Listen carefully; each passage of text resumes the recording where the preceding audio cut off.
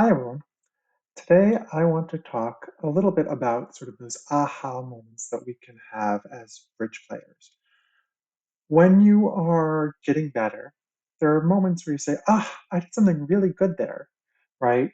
The first time we take a finesse, the first time that we realize that a two is good because everyone else has played all of their cards in that suit.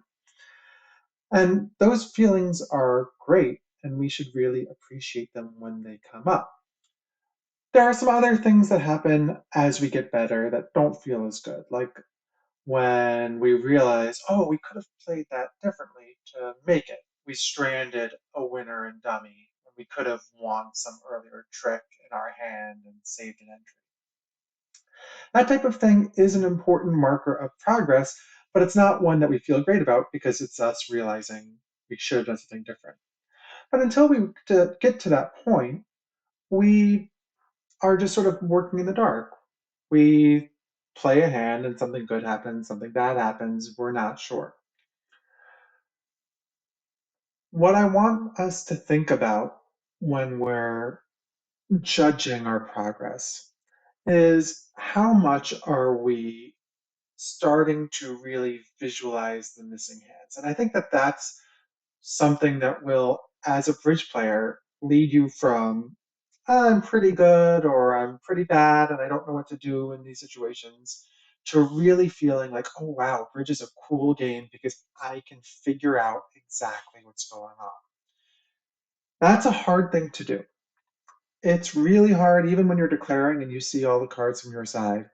And as a defender, it is extra hard.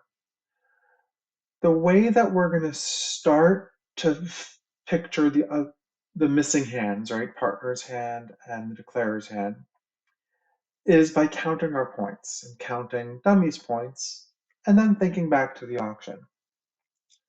This is going to lead us to better defense, and it's going to give us the opportunity to have a ton of those types of really good moments as a defender where you say, I figured everything out and I knew exactly what's going on. We sometimes feel those things as declarer, we figured out who had what, but when you can do it as a defender, it's really a special feeling, and we want that. I want that for you. I think it's one of the best feelings in bridge is when you defend something really well. Let's take a look at a deal. This is just sort of a nothing deal. We have, let's see, we pick up our hand. We have a 9 count. It's got some spades. All right, we're not super worried about it yet. It's not our turn to bid. Everyone is vulnerable, and they open the bidding, one no trump on our right. If we were not vulnerable, we would certainly think about some kind of overcall to show two suits, but not at this vulnerability. It's way too risky. So let's pass. And the auction goes pass, pass, pass. Very exciting auction. What do we know? Well, we know Declare has 15 to 17 points. We don't really know what the dummy has. They have 0 to maybe an 8 count. I've certainly passed with the balanced 8 count. Uh, let's see. They didn't say anything special about their one no trumpet. All right, we're going to lead. Our lead here should be pretty clear. If we're, at that intermediate level, we should all be thinking Queen of Spades stands out, right? That Queen of Spades is going to set up our spade suit. It's a sequence. It's not giving anything away. If partner has nothing in spades, we don't care because we knock out the ace and the king, and then our suit is good. All right, so for all of those reasons that we are leading the Queen of Spades,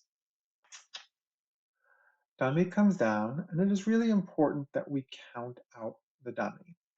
Actually, I'm going to switch this view up a little bit. I think it's a little harder to see. Let's switch to this view. All right, dummy has 6 points, an ace and a queen. As a defender, if you get into this habit of counting the dummy, I know it's going to be there. I know the dummy is there and you can always look at it later. But count out the points in the dummy because what we're going to be able to do is picture what partner has. So let's see, we have 3, 6, 9. Dummy has 6. That's 15 total. Declare has somewhere between 15 and 17 points. Let's say 16, right? When you're thinking of a range, Declare has a range, you can usually pick that middle number and just say give or take one, right? So Declare has 16, give or take one. We'll carry over that give or take later. So 15 that we counted, 16 for Declare, give or take, that's 31. So partner has 9 points, give or take. We don't know where they are yet. Partner could have.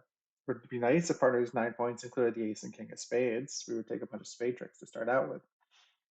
But we don't know. But we want to keep that in mind. We know partner has 9 points. I promise you it's going to be important on this deal later on, but it's important on every deal because you can start to picture partner's hand or declarer's hand.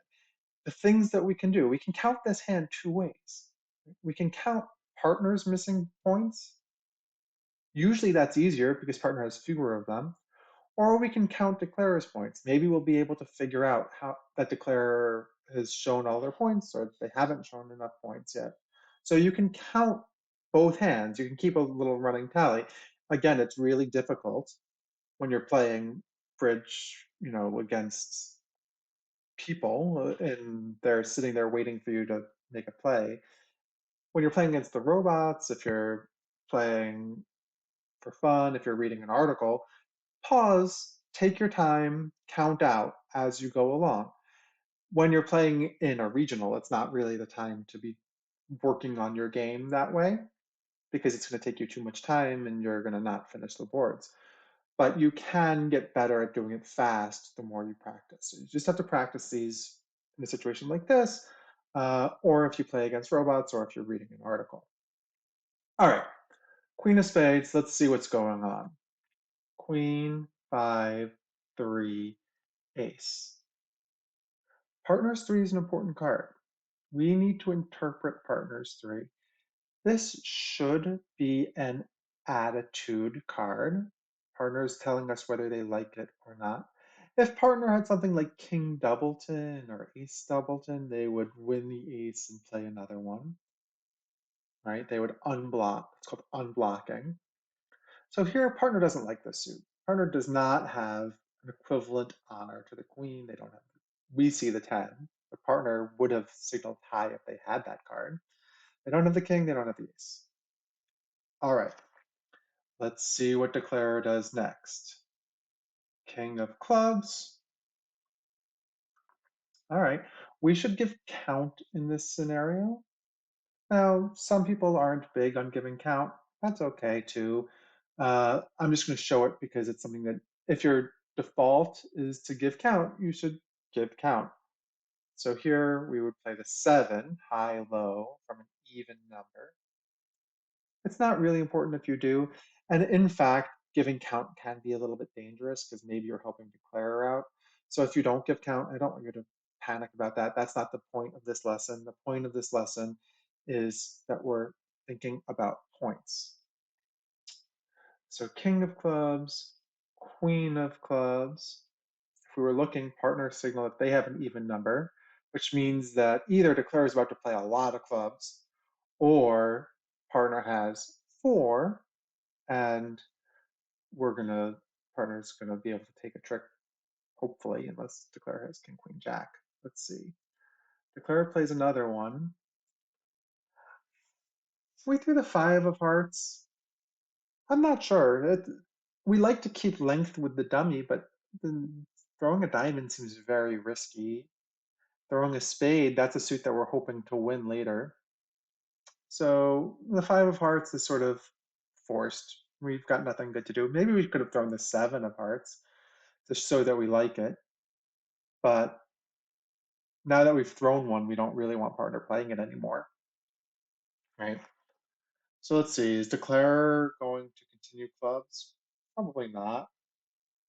If Declare continues clubs, we know partner is going to win because partner played the 8 and then the 6. So partner probably has 4, which means that partner has the jack. These are things that we should be thinking about. Declare plays the queen of hearts. Interesting. The jack of hearts.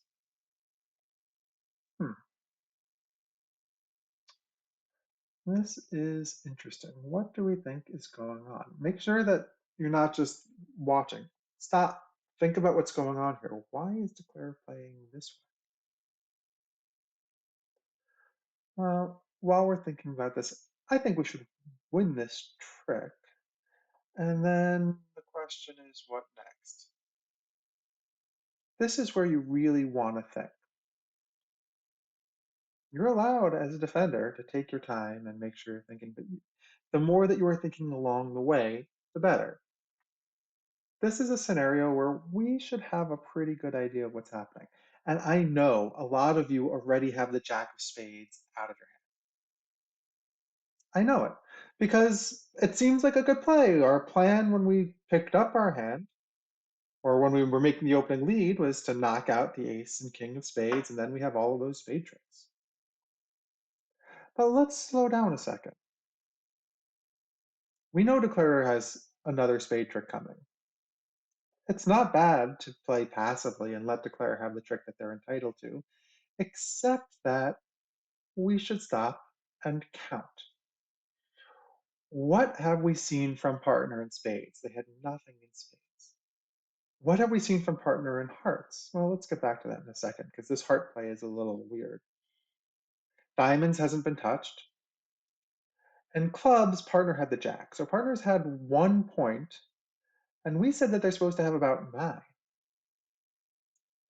Well, could partner have the ace of hearts? This play would be very weird. What Declare has done here would be very weird if partner had the ace.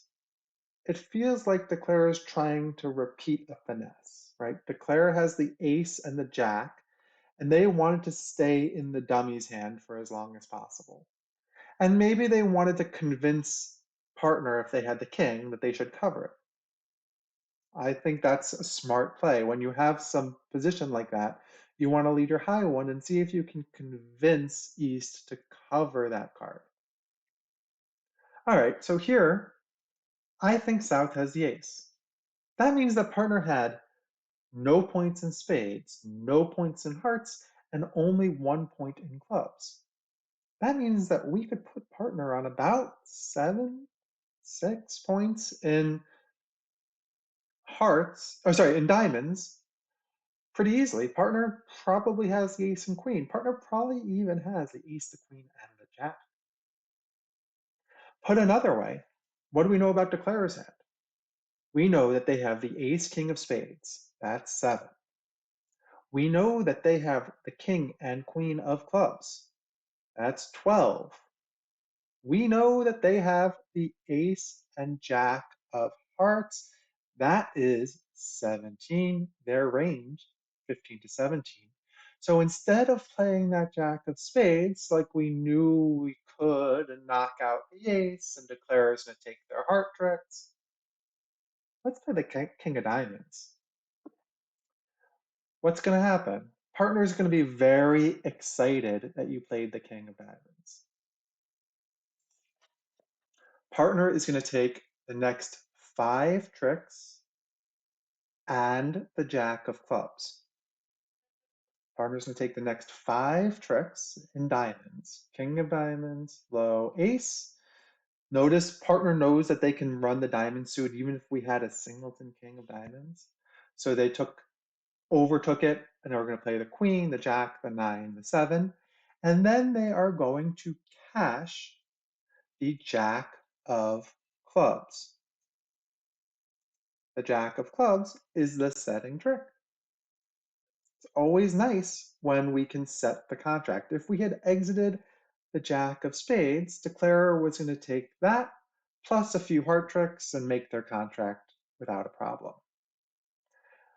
In fact, I think they were going to take an over trick, 3 hearts and a spade.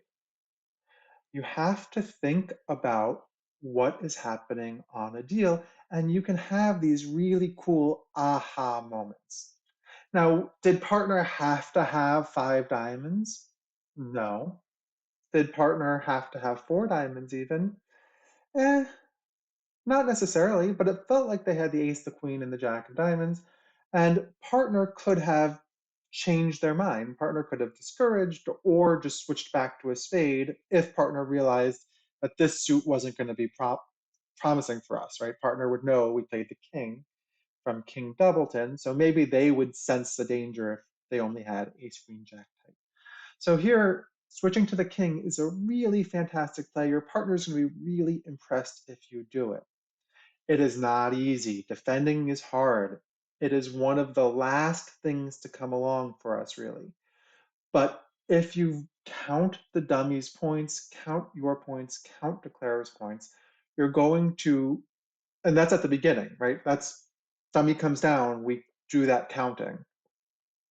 You'll be able to picture what partner has, and you can then either say, all right, where are my partner's points? Or you can count declarer's points. Whichever one has been winning the first few tricks will usually reveal where the points are. Make those deductions. Don't be afraid to make a brave play like this, and you'll find that bridge is really a lot of fun.